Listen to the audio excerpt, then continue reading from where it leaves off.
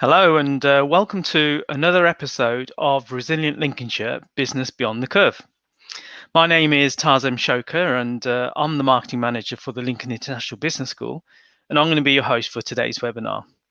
For those that have been actually following us, you will know that this is a series about creating and continuing a dialogue and a connect between the university and industry stakeholders who continue to face the challenges in which we're all in together.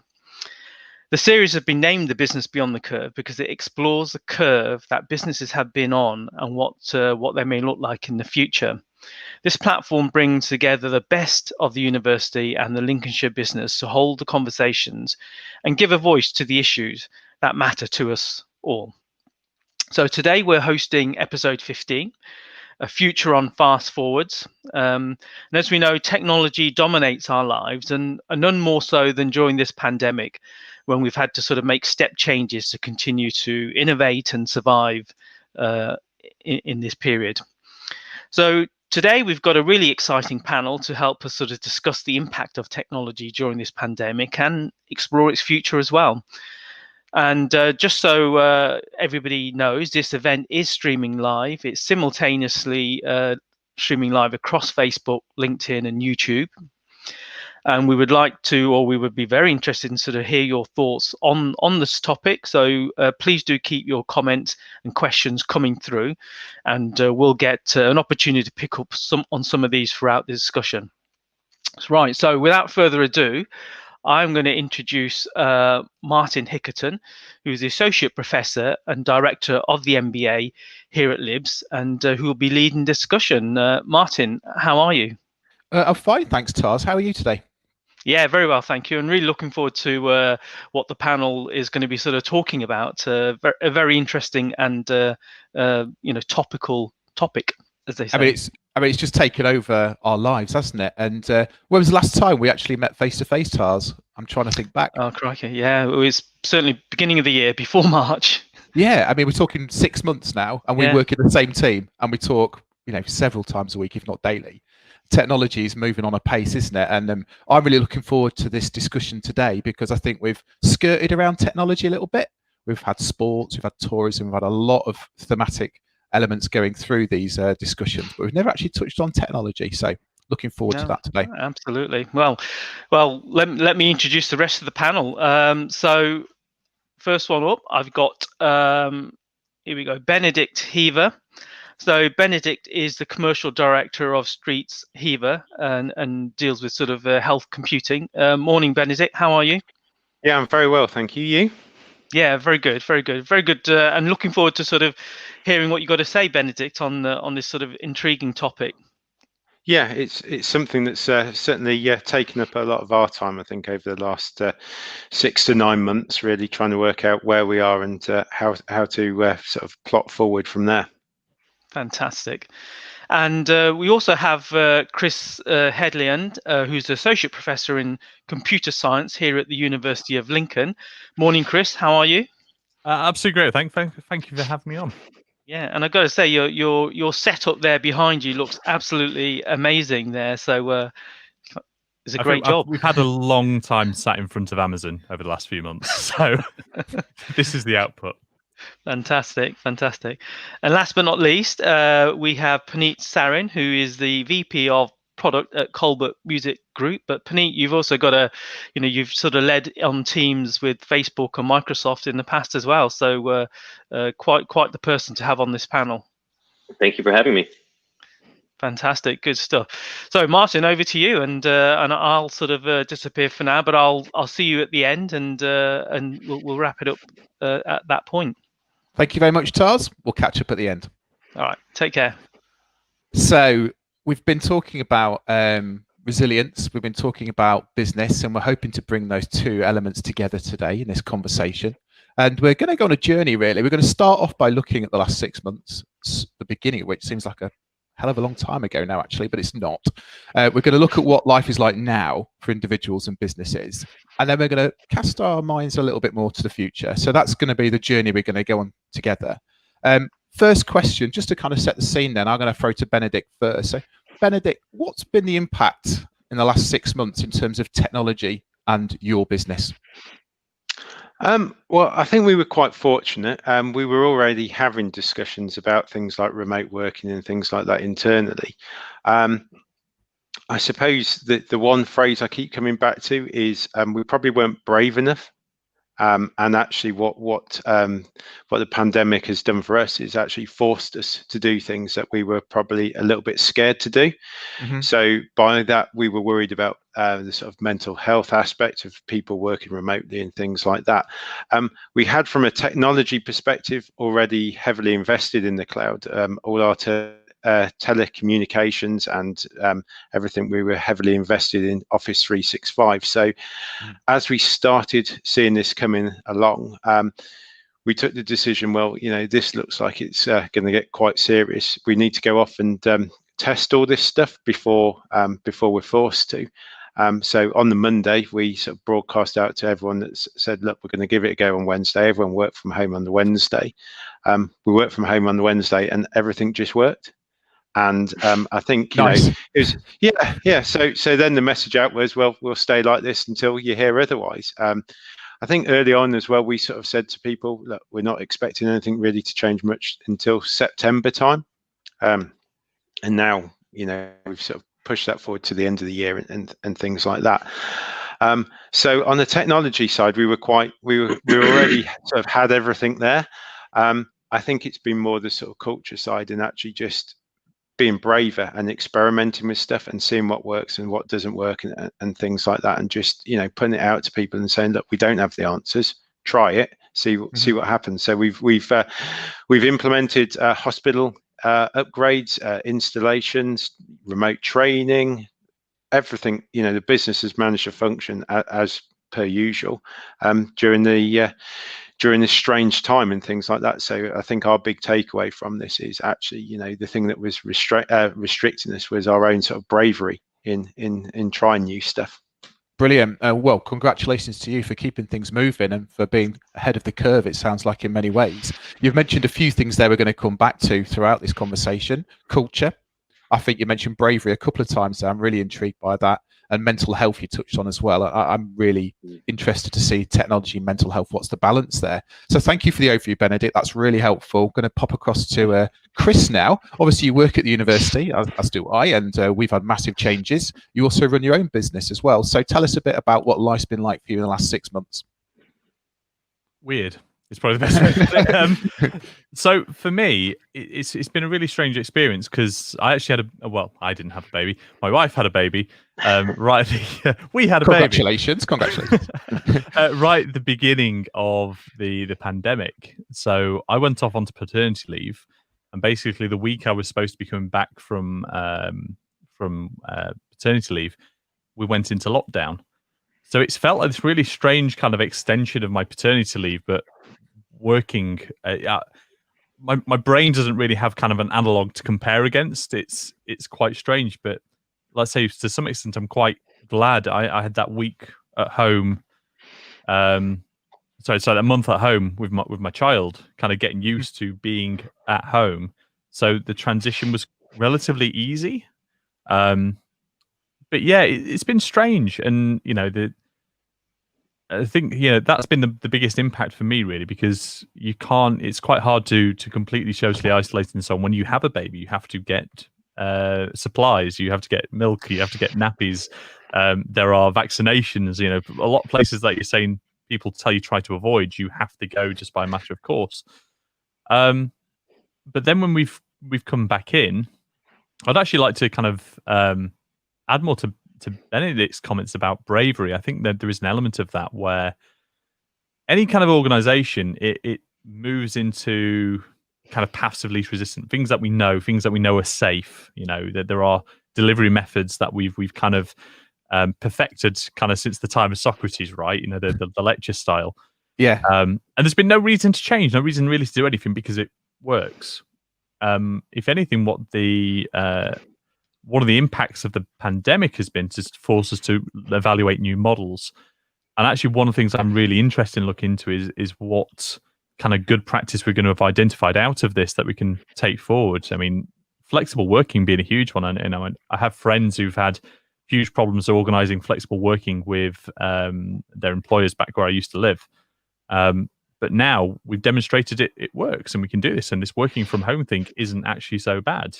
Some companies have actually seen an increase in productivity, right? So it'll be interesting to see what good practice we hold on to. And let's be clear about this. It wouldn't have happened 50 years ago, would it? Because the technology just wouldn't have been there. No, quite. Home working. So we've been doing the best we can with carrier pigeons and hoping semaphore and yogurt pots and things. Yeah, absolutely. Chris, thank you very much. It's really interesting insight there. And Puneet, joining us from London, so somebody outside of the county of Lincolnshire, and somebody who works internationally as well. Talk to us about your job, your company, and what's been happening for you over the last 6 months, please. Sure, absolutely. I think similarities to both Benedict and Chris. I had a baby as well during this time period. Oh, well, congratulations. So I think that's big enough as a step change. You don't really notice anything else. I feel like I need to do a fist bump or something. There you go. Oh, Go for it. This side. There you go. Congratulations to you. Yeah, so that's been a really interesting experience on top of everything else. But I think coming from traditional tech, we've had all the tools. Like we've been using Zoom actually for a very long time. We've been using virtual whiteboards. Those are all available. We've had Slack in place, all the collaboration tools needed to actually work on a day-to-day basis. And most of our system is running in the cloud. So it's completely decentralized and we don't have to be physically anywhere. But it's an interesting theme in terms of being brave or adopting new behaviors, because we still were in the office every single day and we still physically met with each other every single day. And so when the transition happened, I think it wasn't as big of a shock. I think it just felt like, all right, we just need to lean a little bit more on these tools that we have and use them a lot more on a daily basis. There's definitely some cultural change in terms of how we actually operate on a day-to-day basis. But I think for the most part, we got over those fairly quickly. And as time went on, I think most people in my organization generally adapted fairly fast. If anything, we had some data showing that productivity actually had gone up, because if you reduce 2 hours of commute time a day, people have more time to spend either on themselves or on work, or the balance in life becomes a little bit better. So I think for the most part, the transition was fairly smooth, given that all the tools were there and we just kind of had to carry on and lean on them a little bit more. The day-to-day life obviously became a lot more digitized. So everything from fitness at home to Ocado deliveries or grocery deliveries are things that we didn't do on a daily basis. In fact, my wife was opposed to them and now is a big proponent and fan of all of these things. So there's definitely a change of mindset in terms of really becoming technologically bound during this period, which I think as we fast forward and move forward, there'll be other trade-offs and issues that sort of pop up during this time frame. But for the most part, I think for me personally, coming from a background of tech, coming from a background where most of these tools have been available, it wasn't as dramatic maybe as for somebody else who was working in a brick and mortar store or on a gig economy or where actual physical presence was needed. Yeah, and for those who don't know your business and the industry, I mean, would you call it a tech industry? Can you describe some of the things your company would typically do as a service or product? Sure, absolutely. So I work for a music tech company, actually one of the largest music companies in publishing and both for recording artists. I think our differentiation is the fact that we do use technology to both produce writers and recording artists very differently from your traditional, very big music labels in the industry. And I think the entire impetus of the company was that the music industry is very old and continues to be very old in terms of the way they operate. And there's an opportunity there to completely democratize it and allow a growing class, a middle class of the music industry by leveraging technology and leveraging our many different distribution channels and really optimizing that. So we are in a world of using technology to optimize the entire supply chain, so to speak, for music, and really creating new opportunities there at a much more optimized cost basis for artists who generally in the past haven't received much of the gains from their music.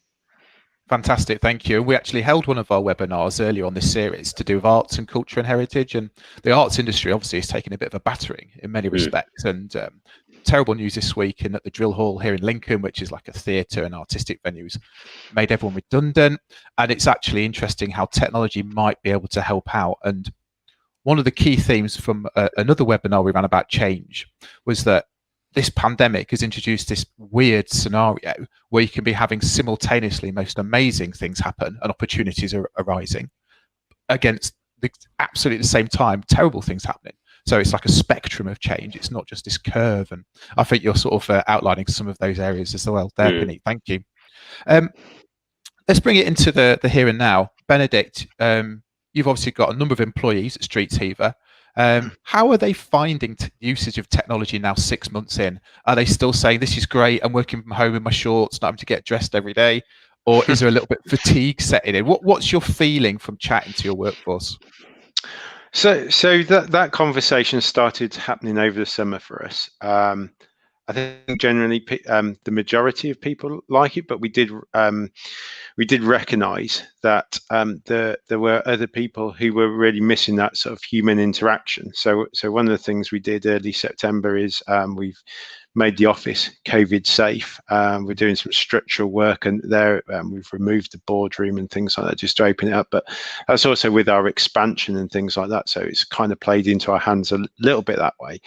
I think with the latest news, people have probably been a bit more cautious about coming in. But basically, the office is now open if people want to come in and do it. So I've been in a couple of days this week, and there's been between 6 and today there's just me sat in here and things like that. So I think the one thing that we've sort of learned about the whole thing is everyone's experiencing this pandemic differently.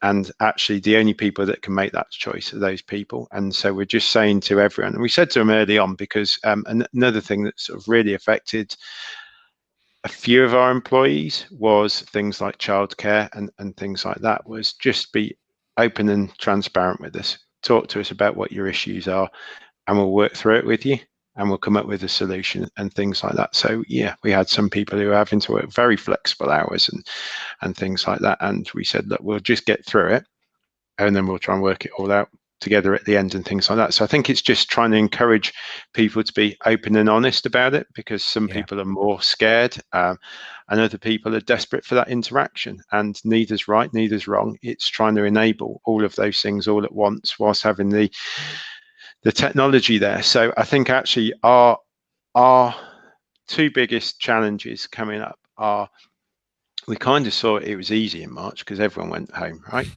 So everyone was sat in front of the camera and things like that. I think the challenge comes when you've got some people in the office and some people remotely, and they're working on the same team. So how do you enable all of those people to have the same experience and have that same level? So that you don't get into the situation where someone's feeling excluded because they're not in the office, or vice versa. And things like that. I think the other thing that we've spoken about is we probably haven't communicated as well as we have previously. So the communication and stuff like that seems to have really, really worked and things like that. But it's worked in teams. It's worked in those departments and things like that. And the bit that we're looking at now is actually how do you get the communication between those departments? So someone who naturally doesn't work with someone else in the business, they would bump into them in the hallway, or when they're making a cup of coffee. How do you enable that? And actually the people that had the sort of most issues early on are actually the senior management, because suddenly someone can't come and interrupt you. You're in a Teams call, so they can't get hold of you and things like that. And it's working those things out. But in a way, I'm kind of glad that the senior people felt it harder than the other way. And it's really allowed us to fast forward something that we've been looking at for sort of 18 months, about trying to get decisions made at the place where the most knowledge exists, not where the most senior person is, and things like that. So it's enabled us to sort of flip things on the head and actually pass a lot of that down to the people who've got that most knowledge and things like that. Brilliant, thank you. And there's some big themes coming through here already, and that is actually, technology is one thing, technology is a tool, but it doesn't take away from the fact that people are your organization, and people are in very different situations. Chris, question for you. We've actually had a comment come through on a question come through for external, but I'll come back to it in a minute if that's all right. Chris, question for you. Ben mentioned there the differences between people's experiences. I mean, I'm looking at your background. You've got a robot in the background. I mean, you're obviously tech savvy. But what do you think the dangers are at the minute of people sort of not having that advantage of technology? Do you see that, or do you think that there is an advantage to being technically minded? So, yes.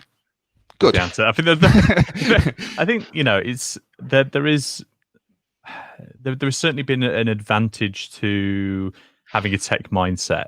Some of the problems that especially through my company, actually more than the university, where we've just been able to we have problem X, we can find some software, some tool to cobble together a solution, and we can implement that relatively rapidly. But I don't think it's necessarily that the tech exists, it's the confidence to use it. Because sometimes, even I suppose doing these streams, right? I imagine the first couple of that you did, this is something new, this is a new way of interacting, this is quite scary. And now you're clearly in a really easy flow with it. We'll take that.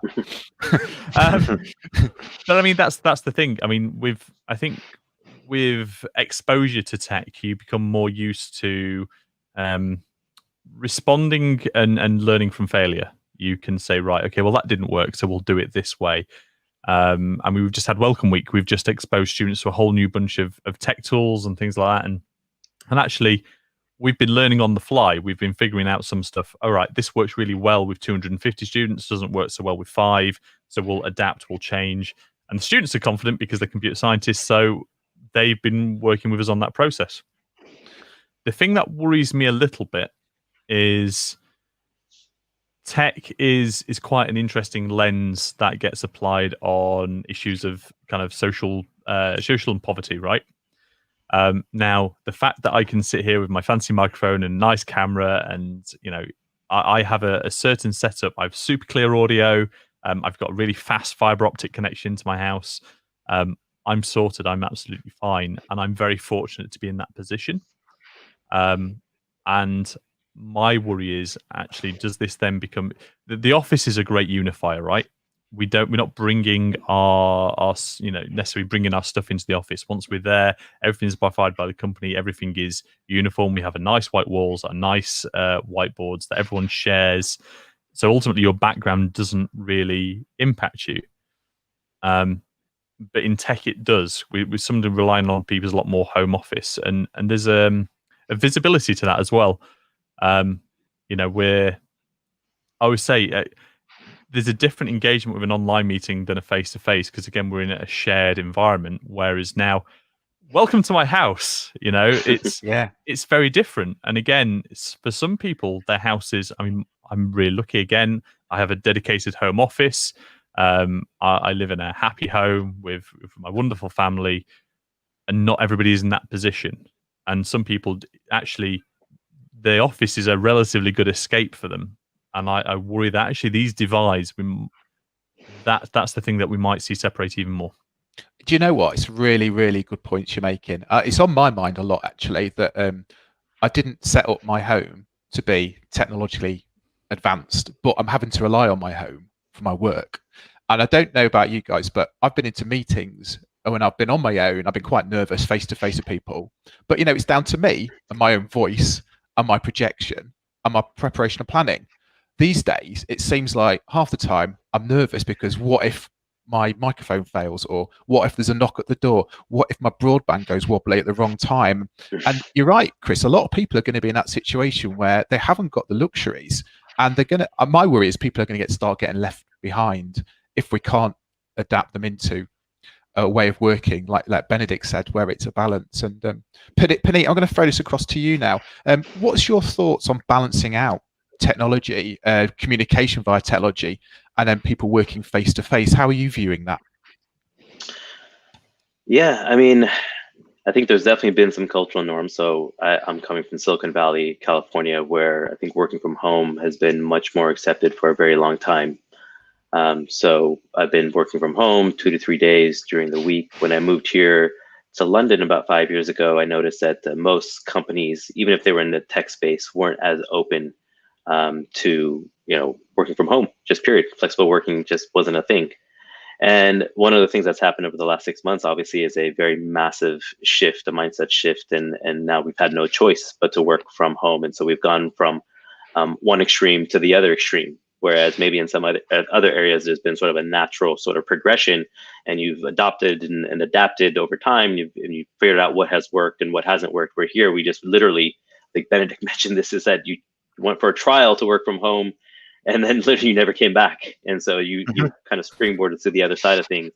And I think for many people, that was quite a shock. And so you've gone from, your normal daily lives, daily commute, maybe seeing people in person, sort of the hallway banter, being able to whiteboard and communicate very fluidly in person, to how do I actually, get my thoughts across? How do I have a brainstorming session, for example?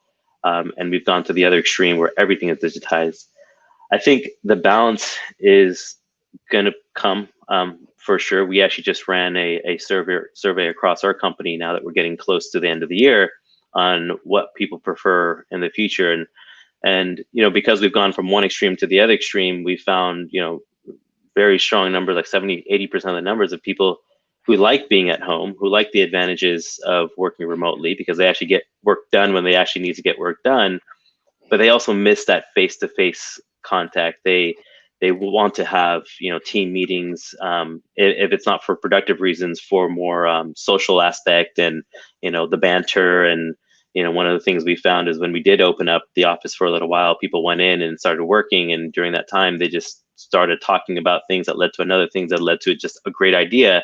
And they're like, oh my God, we missed this. Like these ideas generally come out of nowhere when we're together. We're just talking about them. And so I think that balance is going to be very dependent on situation to situation, company to company. But I think it's going to be important for every single company to figure that out for themselves.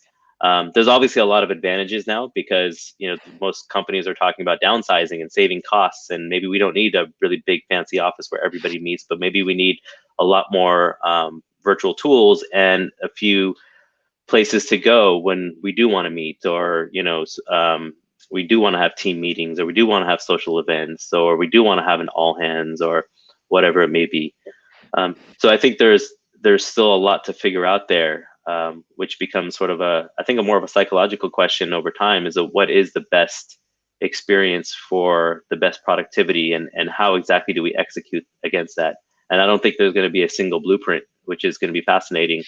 I think company is going to have to figure this out for themselves, whereas in the past we've used a pretty standard framework. So there's a lot of unknown to come still, but I think there's going to be somewhere between where we were before and where we are now. I think that's really fascinating. Thank you for that insight. And I agree. I think it's not going to be a one size fits all. And I certainly don't think we're there yet. I mean, it still feels slightly false to me when we're in like a Teams meeting and you sat there you never do it in real life, would you? You wouldn't communicate in that fashion in a room with people. You'd be looking out the window, you'd be thinking, and it's just weird. We're kind of halfway into using the technology, I feel. I think there's a lot further we can go with it in terms of making it more natural and bringing in those things you're sort of articulating there, Puneet, around ideas generation and creativity through technology. We've had a couple of comments coming through. And Benedict, I'm going to come across to you. There's just a quick one to touch on first, if that's all right. Howard Ganaway, collaborator from the business school, he says, are you leaving it up to individuals as and when they come in?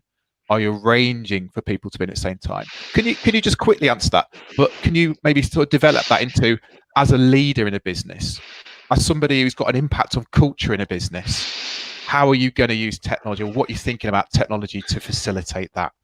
That's a big question, I know, but okay. So at the moment, it's completely up to them when they want to come in.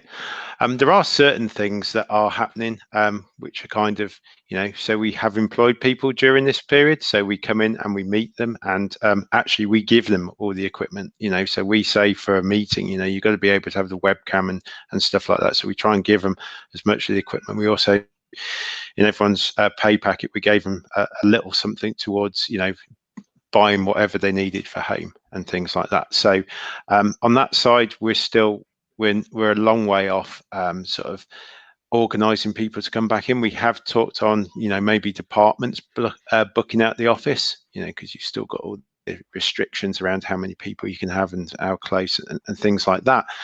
But I think there are some people who want to be organised back in, but that's something that we sort of stood back from and said, look, this is a personal thing. You've got to do it yourself. Now, I won't answer your question directly about the technology, but I'll just put it into context of a discussion I was involved in yesterday from the healthcare sector, because I've a long time thought of technology as it's a choice. So you go to the train station and things like that, you can do it all on your app and you don't have to queue up. If you want to see someone, you can join the long queue. There's a choice there, isn't there? And things like that. And I think it's important to do it. And you take it to the extreme, and someone was saying yesterday that someone who's receiving their diagnosis for tests for cancer, do they want to have that virtually?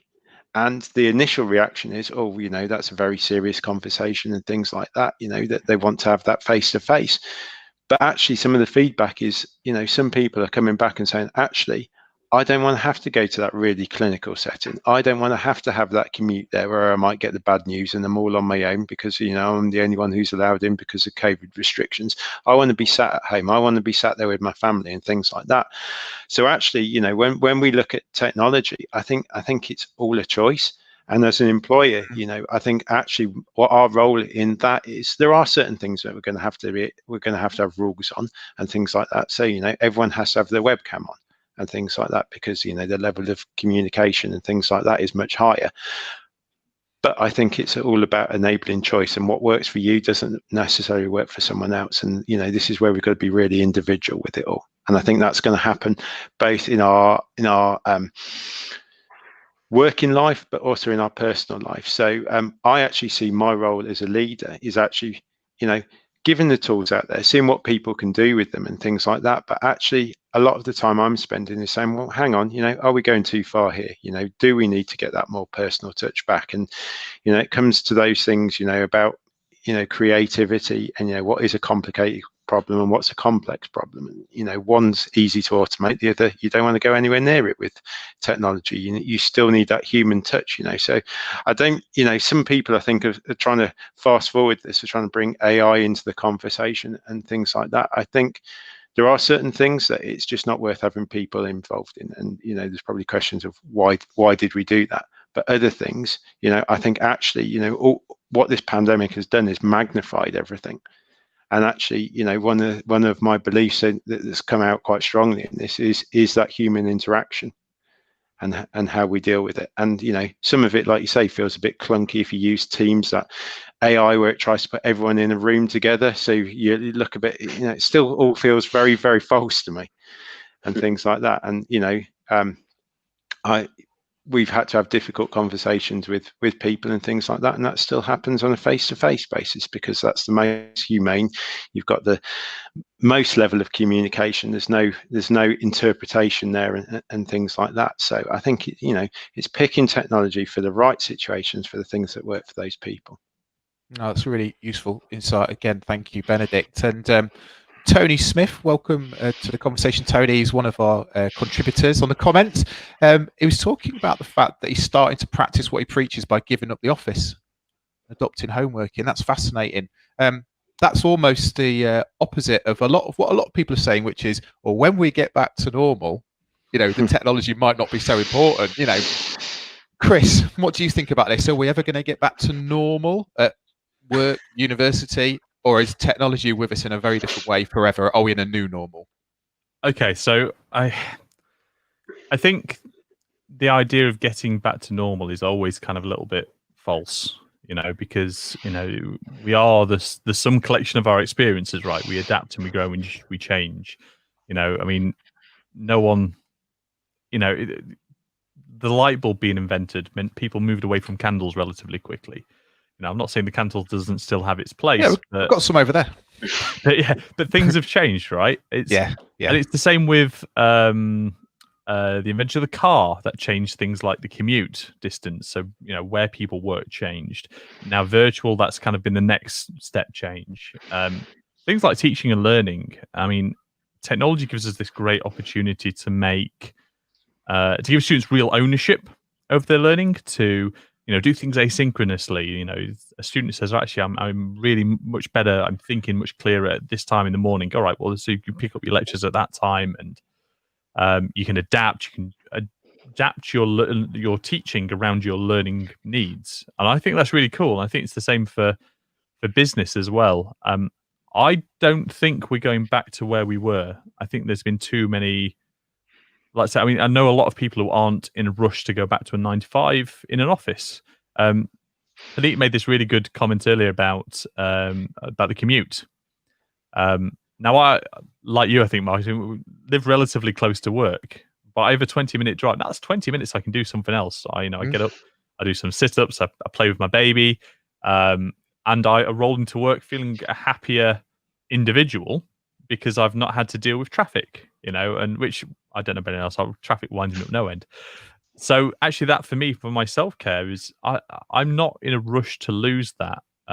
So I think a lot of these adaptations, and again, the amount people have invested in infrastructure, I think people are going to be expecting to use it a bit more. The thing that I worry about a little bit on that side, now I'm a creative by heart, I'm a product designer by training, and I build video games. That's my, I'm a creative in my soul, and I worry about the loss of the water cooler moment.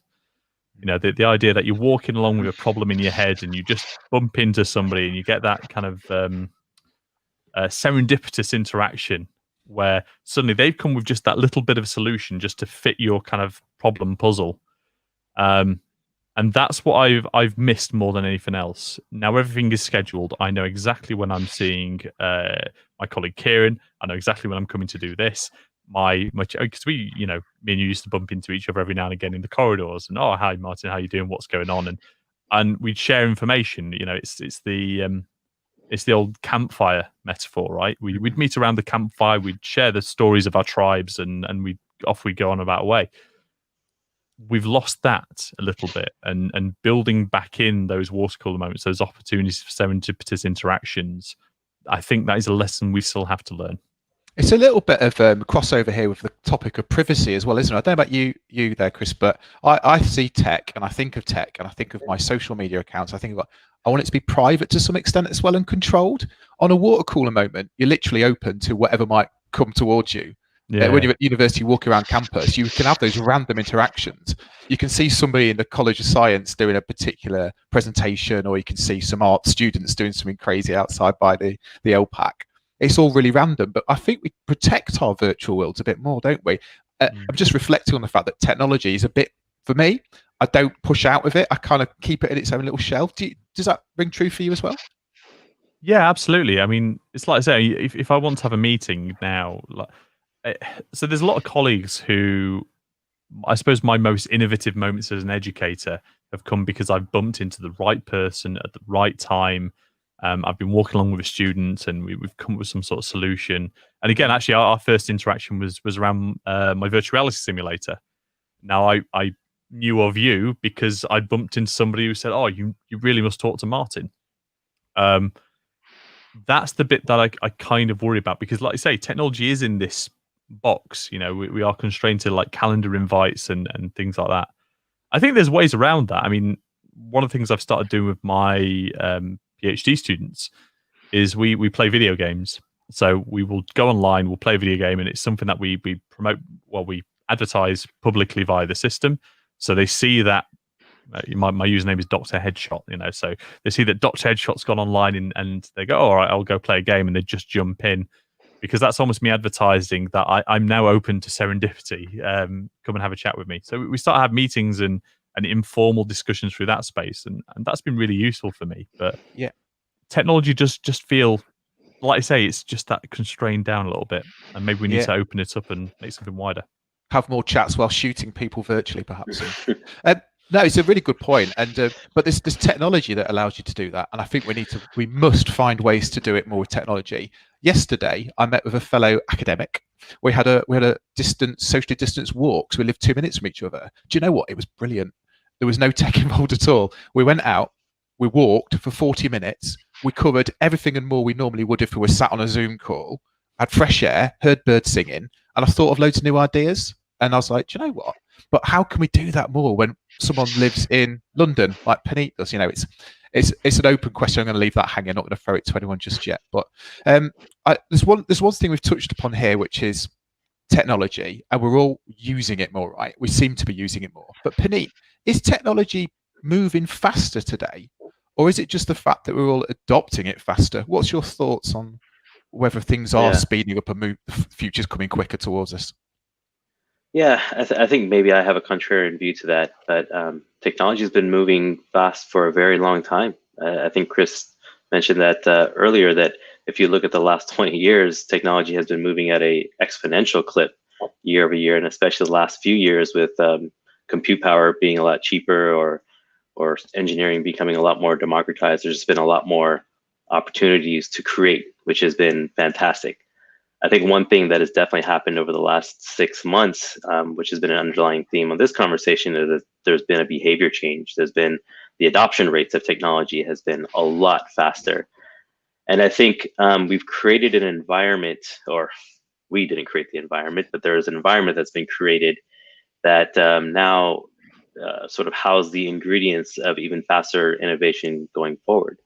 And it kind of reminds me of 2008 financial crisis, another adverse period where it created a new environment where there was a demanding need, and that was prioritized, which led to a different type of thinking, which led to creative thinking, a different type of thinking when a different environment, new perspectives, which led to, I think, the most important ingredient of innovation, which is a greater tolerance for the unfamiliar.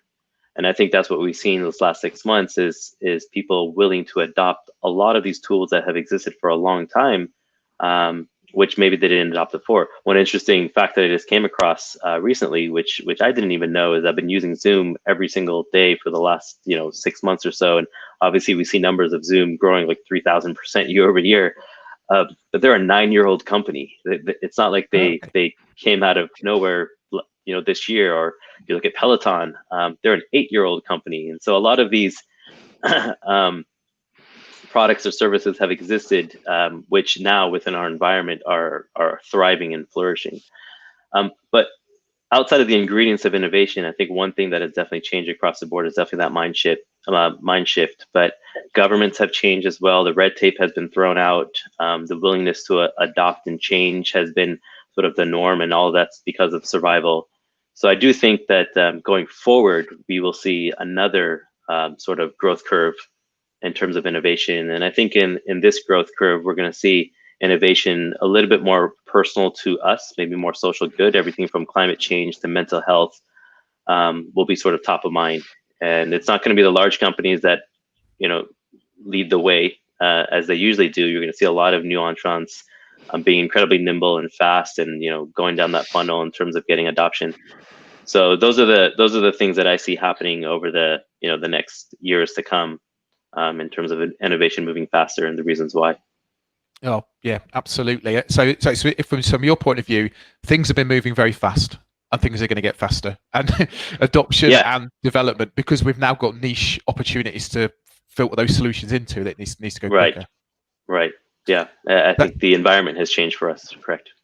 Absolutely. Well, okay, we've got a really interesting comment come through from Richard Wills at 10:40, and I'm going to throw this open because I don't know the answer to this, but this is you're correct actually, Richard. What you said here, we seem to be talking about technology for working at home. I think we probably have all gone down that route. What about companies who deal with transport, food retailing? Both require physical presence. How can technology support such workers? I'd go further than that and say, are we going to introduce a two-tiered approach to our economy, where you actually have people who are knowledge workers who can work at home in our comfort of our kitchens and still be connected in, and other people who have to go out in the real world? Is that the way it's going? That's a bit provocative. Any thoughts, anyone? Yeah, I've got something on this. Something that we've seen a lot recently. There's been some really interesting, really exciting startups working in the area of lone worker. Now, before I became an academic, I was actually a security officer and a dog handler years and years and years ago. And that was quite often working in quite dangerous places on my own. So with a dog as well. But realistically, if anything ever happened, it was probably going to be 12 hours till somebody figured out.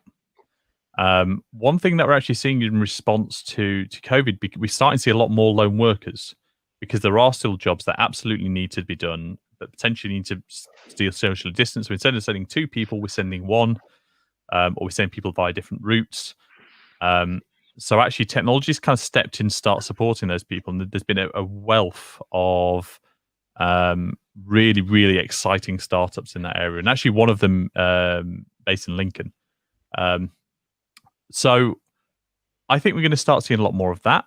I think the speed of comms increases as well. And again, so you've got to have, I mean, the university, consider myself like, let's say, a knowledge trader, sailing the sea, the academic sea. But a university doesn't run independently of its, the university is not its buildings, but the buildings are there and the buildings need to run. There's research that goes on. There's stuff, research that requires people to be there. Those chemicals aren't going to mix themselves.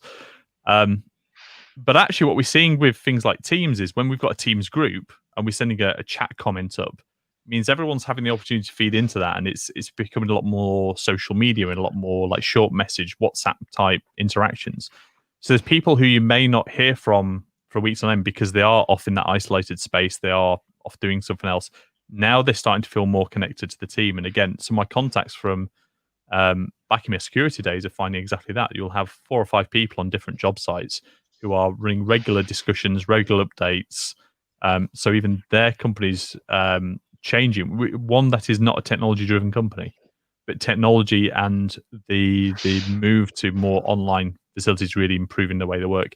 And again, for those lone workers, a lot of the tech that's been developed, not necessarily, not necessarily because of COVID, but COVID has definitely been an tech accelerator for these.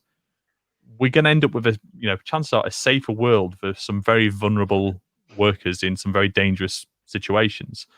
So actually, like I said, I do think this is going to be an innovative, chaos is the great driver of innovation, right? And I think that's certainly happening, not just for the home workers, but for the people out in the field as well.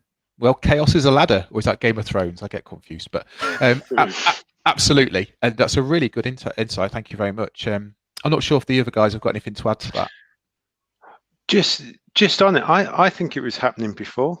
I think actually, if you look out there, there's some really interesting case studies involving things like Twitter and customer engagement. KLM, that they were picking people out who were about to travel and things like that. They would pick up on something on Twitter about someone saying that they'd just checked into the airport, really looking forward to going on holiday, and they would randomly pick one of these people, and they'd know where they were going and things like that. They'd go buy them a gift for what they were doing, and it was things like that. And I remember being on, before it was LNER, Virgin Trains, and again, someone having a bad experience on there, getting onto Twitter, head office picking that up, getting in touch with the train guard. Someone came down and sorted it out and sort of turned that around from a customer experience. So I think, the technology is there to sort of enable these people, so they're not, like Chris says, so much on their own. We see it in healthcare as well. When you've got the lone workers and things like that, they've had for a long time, the ability to sort of flag up if they're in a dangerous situation and things like that, and alert people and stuff like that. I think possibly companies have looked at it for how can we refine the process, so we need less people in the past and stuff like that. And hopefully that's one of the things that's going to change a bit. I mean, one of the other things I just wanted to come back onto a point you were talking about why this doesn't feel like it does when you're talking to that. I think one of the things that we're really lacking from the technology, and I don't know how we fix it, is that vulnerability. So I'm on here today. I've controlled the whole of this environment. Chris has already talked about how he's been on Amazon and he's sort of set up that room and how that's developed over the time and things like that. When you're out on your walk, you can't control that environment. Therefore, the conversations you're having with that person are a lot more vulnerable because you can't control everything. Whereas I think everything through technology is very staged. So, you'd never sort of go in with it all being messy or someone doing something in the background or something like that. But that's not real life.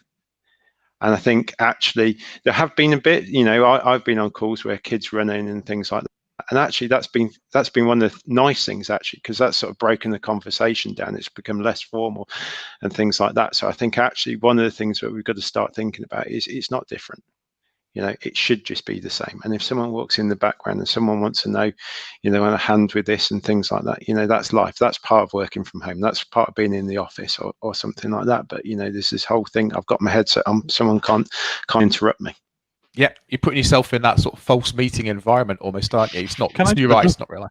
Can I just add something to Ben's comment there as well? Because I think that there's an interesting artifact, and you kind of touched on there, where there is a very low barrier to disengagement. We talk about, in a meeting, it's relatively rude to stand up and just walk out mid-meeting, right? But at the moment, if this was a regular Teams, it's not unusual for people to turn their camera off or mic off and things like that. Or, I can do that. And as far as you're aware, I'm still in the meeting. I was in a meeting the other week where my baby did what babies do, and I needed to handle that situation. So camera off, I've got wireless headphones, so I was still listening, but I went off and I changed my baby and stuff like that. But there's been, like you say, that you've been in meetings where people have fallen asleep as well. It is. I find that too. I've been there. I didn't say that on air, but I've been in that position very recently in a call where you could hear people, stuff going on in the background, and there's a lower barrier to disengagement. Which I find that quite interesting. But also, like I said, I find it quite nice that I could just turn off my camera, turn off my mic, go change my son, come back to the meeting. It's not something I could do in the office. So that worked out really well. Yeah, as someone who toilet trained a 3-year-old in March, I'm with you on that one. You have to. But is it all the worse for that? I'm not sure. I think it's quite liberating, isn't it, to be able to do that? Because there's no end of meetings I've been sat through. Not at university, obviously, previous employment. And you're thinking, I'm here for 2 hours. I can't leave. I can't turn anything off. I have to sit here. Luckily, we have very engaging meetings at the business school, but so that doesn't happen. But it's a really good point. And a comment coming through from Sam McCormack. Do you not feel that COVID has forced what the people wanted, but we didn't know they wanted? So techs will speed up many previous clunky experiences. I think that's right. I think that's kind of what we're talking about here, is that tech hasn't done it yet. It's hinting that it will, but it's going to remove that barrier between the human connectivity, hopefully over time, and make it more natural. We're coming up towards the end of the hour already. I can't believe how quickly it's flown. But Puneet, I want to ask you a quick question here. So we've talked about where we've been. We've talked about what it's like at the moment. What do you think the future is going to look like? I know we're not futurologists here, but what do we need to do? What do companies need to do to survive and thrive? In the next year, let's not go too far ahead. What do we need to do right now to keep moving forward? Right. So I mentioned that we just recently ran a survey within our own company because we're thinking about the exact same thing. And so to get everyone's feedback was top of mind. So in terms of looking at the hard data, we need to find that balance between the two, a balance between the old world and the new world. I think that flexibility is going to accelerate a lot of our thinking going forward even more. But I think supporting our people, and I think we talked about this before, that there's no one size fits all. I think understanding what actually works for every single individual culture and every single individual company will matter more than anything. And having every single person within the company a part of this experience now going forward versus dictating this is how it's going to be and you have to come to the office and here's where the meetings are going to be. Is going to be more important than ever. Like, we really need to understand what works for people. Otherwise, we will have, very rampant mental health problems. We will have people who are much more disengaged than before, and we will have people who just aren't as productive. And so, I think finding that balance is going to be more important than anything going forward. Puneet, thank you. Benedict, you've talked quite a bit today about the human aspects that go along with technology. What's the future look like for Streets Heaver at the minute, and what are you going to do to keep moving forward? Yeah, well, just like Puneet says, the difficulty is how does someone get what we're about, especially new starters and things like that, and how do you pull that together? I think as a leader, you can put the technology out there, you can try and put the use cases out there, but ultimately you've got to do it in collaboration. Some people are going to pick this stuff up and they're going to do magical things with it, and other things aren't going to work so well. So it's kind of what we do when we're making the software and things like that, we're having to apply that to the rest of the business. You know, I think Chris mentioned it earlier, you know, this whole sort of fail fast and fail quick. And actually that's not a problem, and learn from it and things like that. So it's yeah, I go back to my original point, and something I sort of reiterate internally is we've just got to be braver. And do you mean brave as in adopting technology, or do you mean brave as in, is it different kind of decision making you're talking about there? I think a lot of the time, you know, the barrier to us changing is ourselves, and I think actually just being brave and, you know, seeing what is the worst that can happen and things like that, and having that support structure in place that allows people to experiment and pick stuff up, and, you know, if it doesn't work, it doesn't work, and we move on, but we've learned something from it. I think the key to it all is that learning. Sutton and Adela from Microsoft, someone we listen to a lot because we're a Microsoft partner, said that actually one of his things when he went into Microsoft was to change it from a know-it-all organization into a learn-it-all organization. And that's kind of where you've got to be, you know, because no one's got the answers. And, you know, you say about there's all this there's this opportunity out in front of us. There was with electricity. You know, the people who set the factories up, who were generating their own power, they were the people that who could have really had the opportunity, you know, putting electricity in allowed you to reconfigure things, but they had this great big power station in the middle, and they were the ones that got disrupted because they couldn't see that actually you could just now power the machines and you can put them into a much more efficient structure and things like that and move them about. So I think, you know, what Puneet and things like that are saying is you know, is true of today. You know, this technology is going to come and disrupt, but you've got to be willing to move with it. You know, you've got to be able to say, actually, you know, that was a process we did last year and it makes no sense this year, and we're going to move on and we're going to do something different, and it might not be right and it might not work, and next year you might have to reinvent it. And I think that's the level of disruption we're going to start seeing across everyone's business and things like that. And, you know, that's going to become the new norm, that we're, you know, it isn't that there isn't a step change and we're here and that's it. It is, you know, this is what we're in. It's becoming a lot more volatile.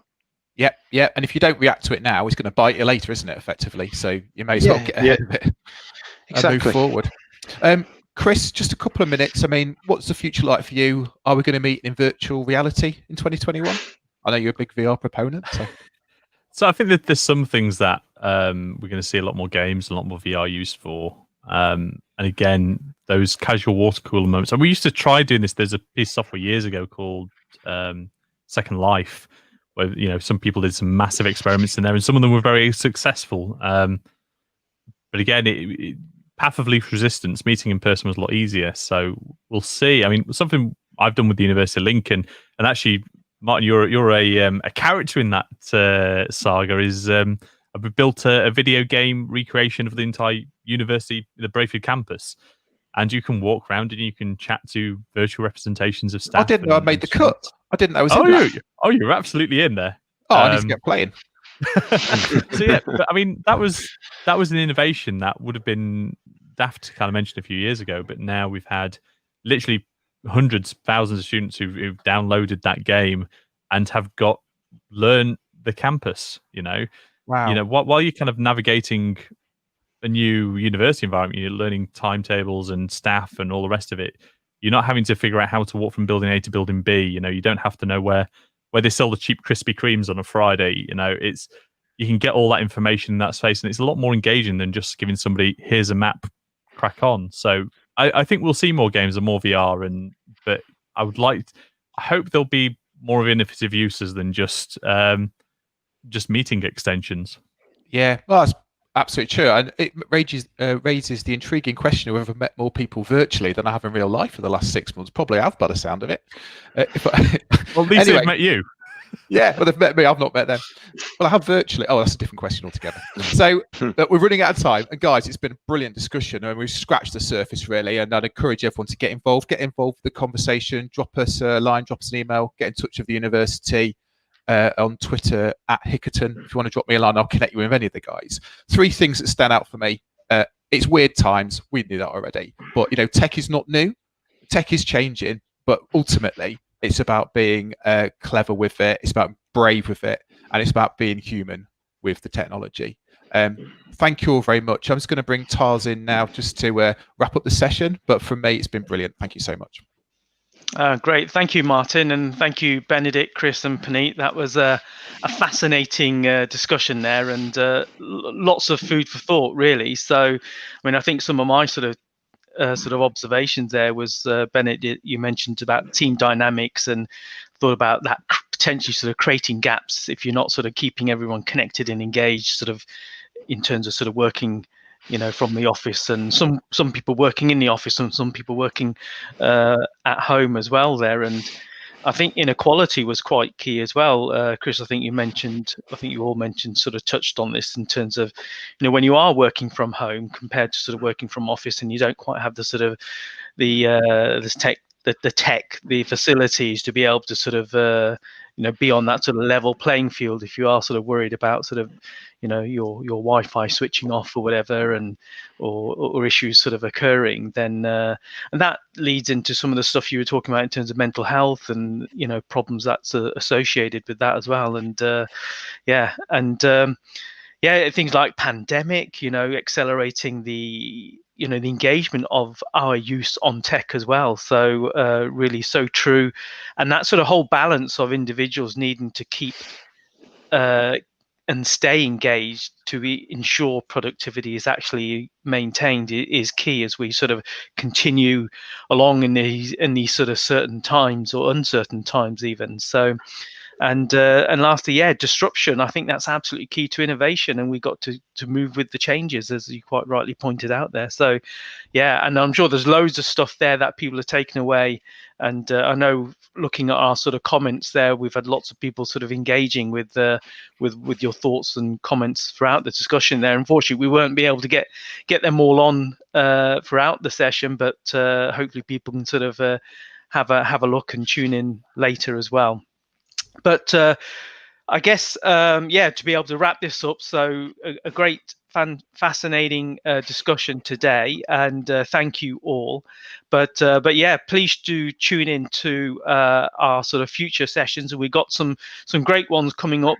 Certainly in the month of November, where we're taking Resilient Lincolnshire global. And we're looking at sort of leadership through the lens, if you like, of 21st century leaders there. So that'll be a thematic based webinar, and we've got some great topics in which we'll sort of tap into different parts of the globe and get people on the panel there. So so hopefully you'll sort of tune in there, and I look forward to sort of taking everybody once again through our next webinars there. So thank you very much, guys, and all the best. Thanks, Charles. Thanks, guys. Thank you for having us. Thank you. Thanks. Thank you.